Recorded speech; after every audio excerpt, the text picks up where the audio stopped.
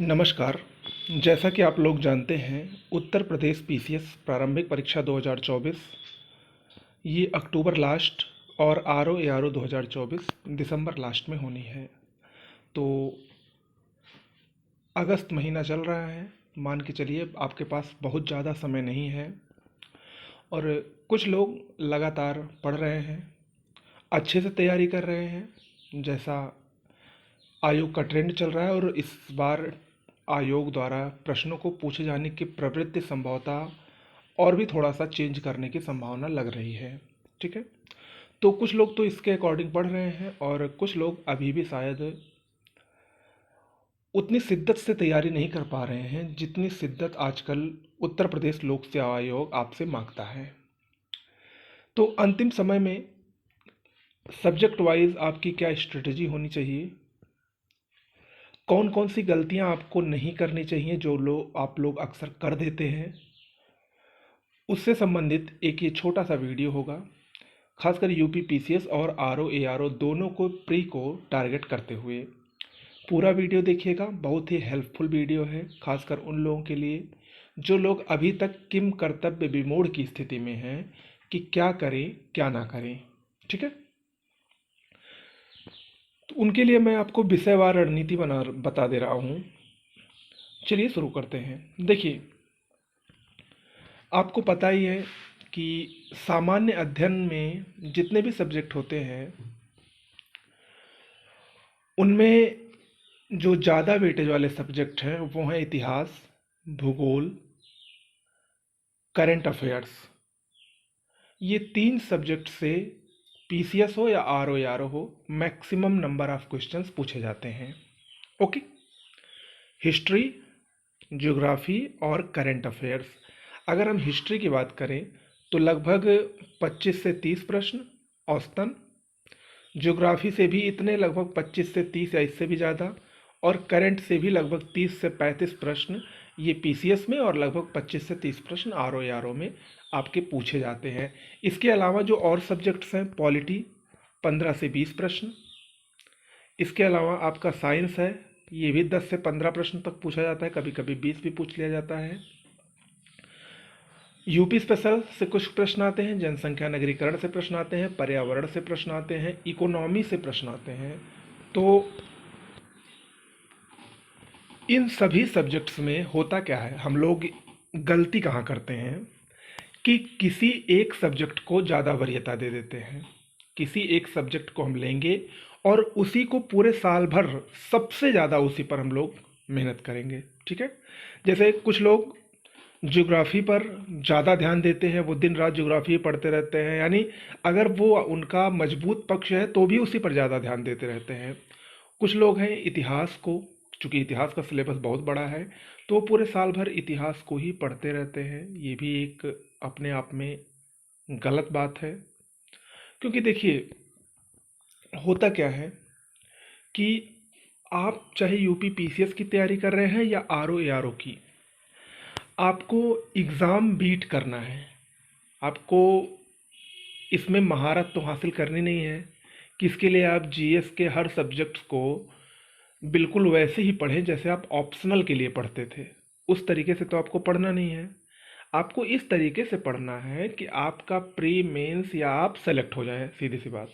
ठीक है, तो उस तरीके को आप ढूंढिए पढ़ने के लिए। मान लीजिए आप इतिहास पढ़ रहे हैं, इतिहास बहुत बड़ा सब्जेक्ट है, प्राचीन है, मध्यकालीन है, आधुनिक है, और ये काफ़ी टाइम टेकन भी है।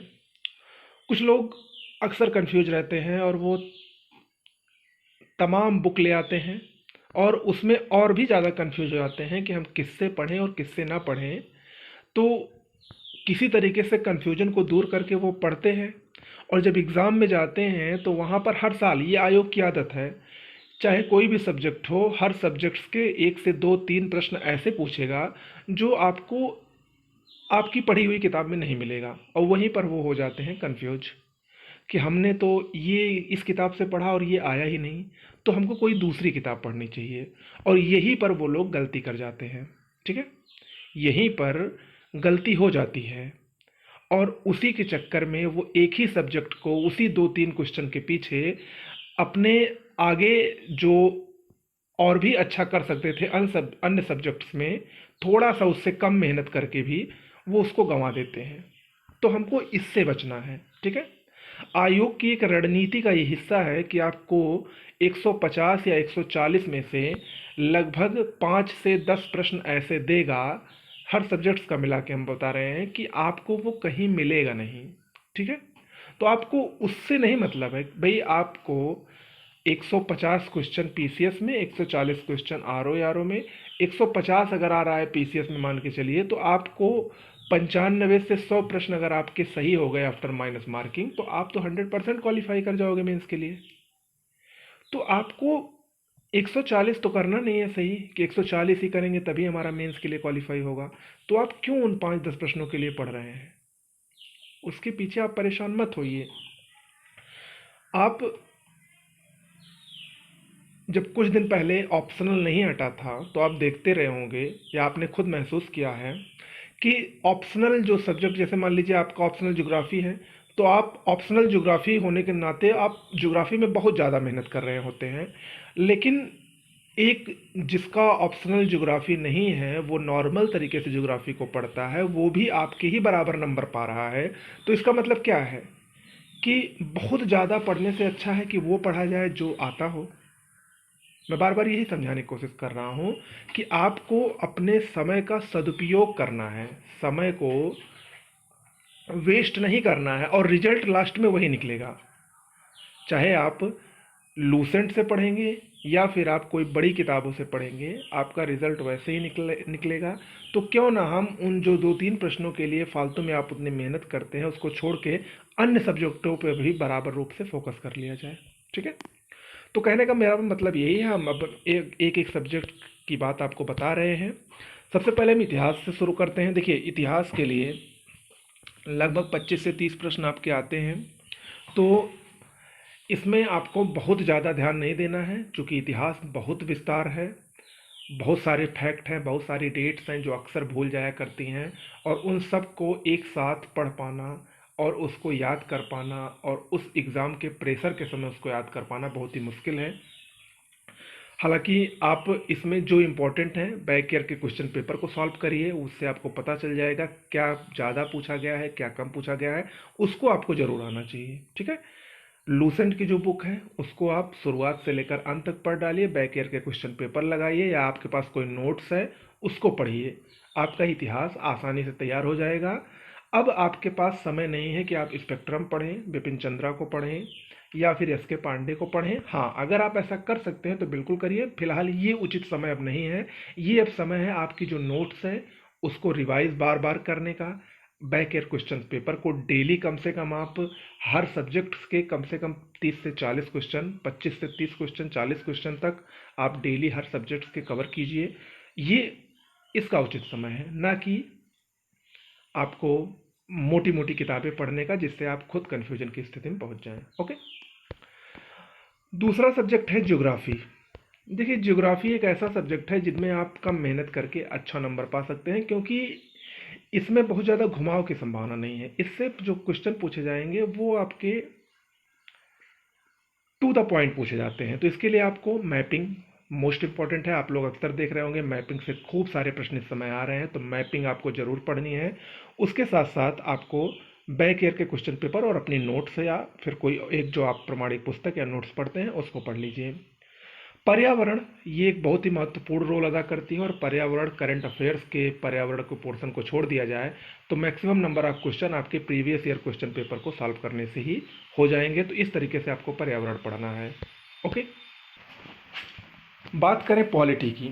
पॉलिटी इन सभी सब्जेक्ट्स में से एक सबसे अच्छा, सबसे आसान और एक स्कोरिंग सब्जेक्ट माना जाता है। थोड़ा सा मेहनत करके आप इसके 100% क्वेश्चंस को सही कर सकते हैं। इसके लिए आपको अपने नोट्स या लूसेंट या फिर आपको बेयर एक्ट से पढ़ना चाहिए, क्योंकि आर्ट स्किल से इस समय ज़्यादा क्वेश्चन आ रहे हैं, तो आप बेयर एक्ट से पढ़ेंगे तो आपके लिए फ़ायदेमंद होगा।